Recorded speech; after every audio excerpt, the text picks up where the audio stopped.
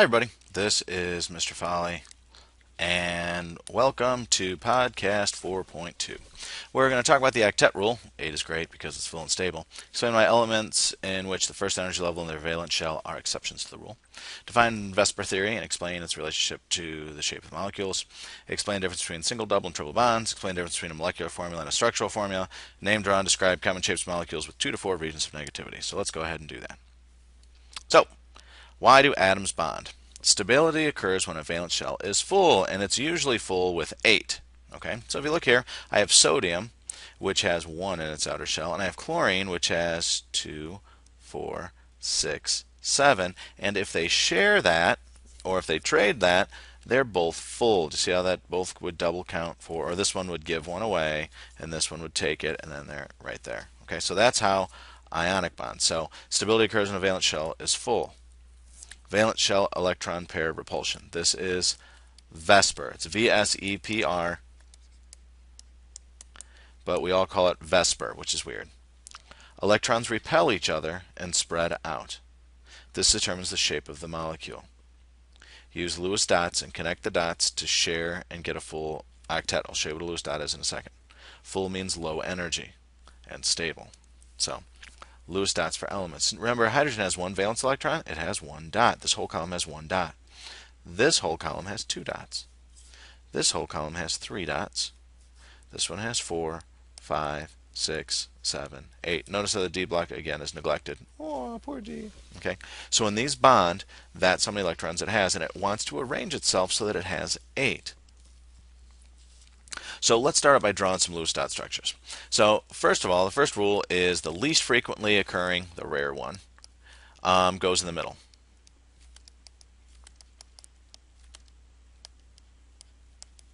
So in H2O, oxygen's the middle one. And I look at my periodic table and I see oxygen's here and it has 6.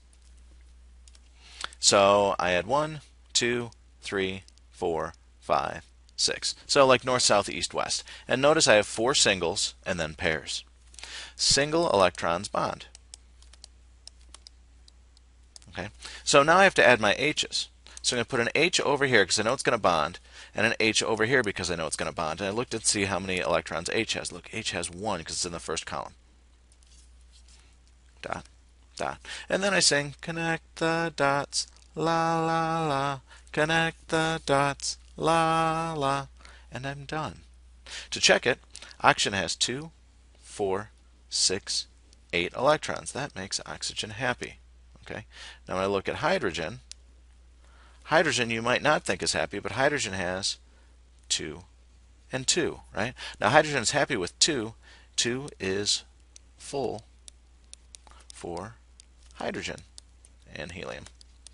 Okay. Now helium will always be alone, but that's about it. Okay. So 2 is full for hydrogen and helium. That means full is great. Woohoo! H2S. Uh-oh. I just hit my phone and Siri wants to talk to me now. That's bad. It should be off during school hours anyway. H2S. S goes in the middle. Sulfur has, let's see here, so here's sulfur, 6 valence electrons. 1, 2, 3, 4, 5, 6. And if it's H again, I aim my single electrons, aim my atoms at my single electrons.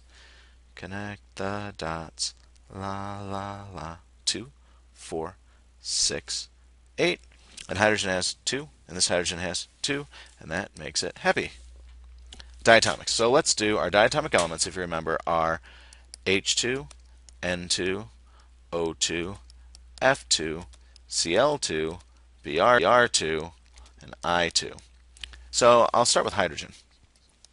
Hydrogen has a dot, and hydrogen has another dot, and I connect the dots, la, la, la. So this hydrogen has 2, and this hydrogen has the same 2, and they share them. Oh. Nitrogen's a little trickier. Nitrogen has, just to show you how I get it, nitrogen's in the 5th column. 1, 2, 3, 4, 5. So it has 5 valence electrons. 1, 2, 3, 4, 5. Here's my other nitrogen. 1, 2, 3, 4. And notice how I aim my electrons at each other. Then I connect the dots. La, la, la. And if you look at this guy right here, notice how it has 3 bonds. This is a triple bond. Okay, so nitrogen makes a triple bond. Isn't that kind of crazy? Hydrogen and fluorine. Oh, I'll do fluorine. Fluorine has, oops, went the wrong way. 7. I promise. 7, 2, 4, 6, 7. So 1, 2, 3, 4, 5, 6, 7, aiming the single electron. 1, 2, 3, 4, 5, 6, 7, aiming the single electrons. Connect the dots. 2, 4, 6, 8. 2, 4, 6, 8. So fluorine's like that. Okay. Oxygen's the last one that I'll do. Oxygen has 6. 1, 2, 3, 4, 5, 6. And oxygen has 6. 1, 2, 3, 4. I'm going to do something crazy. 5, 6. Okay. Again, I'll connect the dots. Now when I look at and connect this dot, remember you connect single electrons.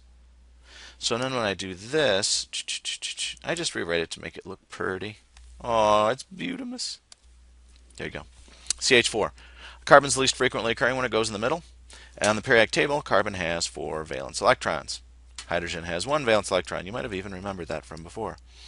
I aim my single electrons. Connect the dots. La, la, la. Connect the... Everybody has 8. La, la. Carbon. 4. Chlorine.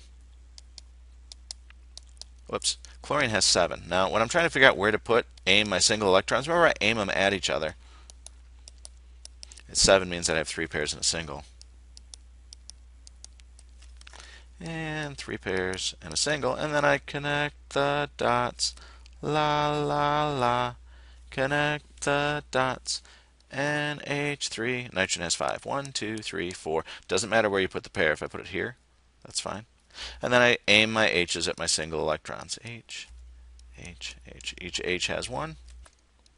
Connect the dots. Oh man, hydrogen only has 2. But it's hydrogen. Hydrogen's full with 2. Good thing hydrogen's small and has low standards. Phosphorus, 1, 2, 3, 4, 5. How did I get that 5 again? On the periodic table, it's in the 5th column, so it has 5 valence electrons. Ding. Chlorine has 7. It's in the 7th column. It has 7 valence electrons. Connect the dots. La, la, la. Yay! Structural formulas convey the arrangement of atoms, and molecular formulas give you the count of the atoms. So, for example, this guy right here is a structural formula. This guy right here is the structural formula. The molecular formula would be this guy right here, molec. Now, if I wanted to get the molecular formula for this, it would be C2, 1, 2, 3, 4, 5, 6, H.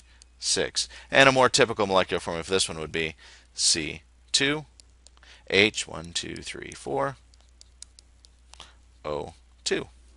Okay, so I should erase that and say this is my molecular formula, and this is my molecular formula. Match the structural formula with the appropriate molecular formula. This is so easy. NHHH, that's NH3. Yes! 1C, 1, 2, 3, 4. 1C, 4 H's, yes. 2 F's, yes. HHO, H2O, yes. Give the molecular formula for these. Count them up.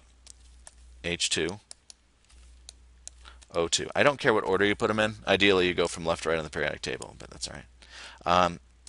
C2, H6. Now, as I touch them, I'm counting them in my head. Oh, and we're good. Not all bonds are single bonds. Double bonds, single bonds were this, and I connect the dots. Oh, double bonds. Double bonds have 4 electrons, like oxygen, actually. We did this, right? Has a double bond.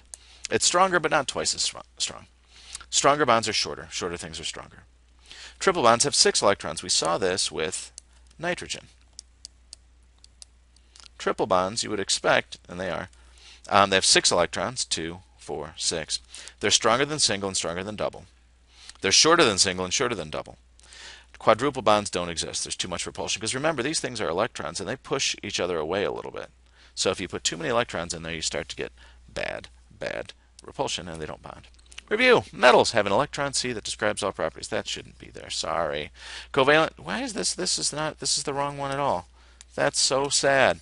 Review. Connect the dots. La, la, la. Connect the dots. Toodle.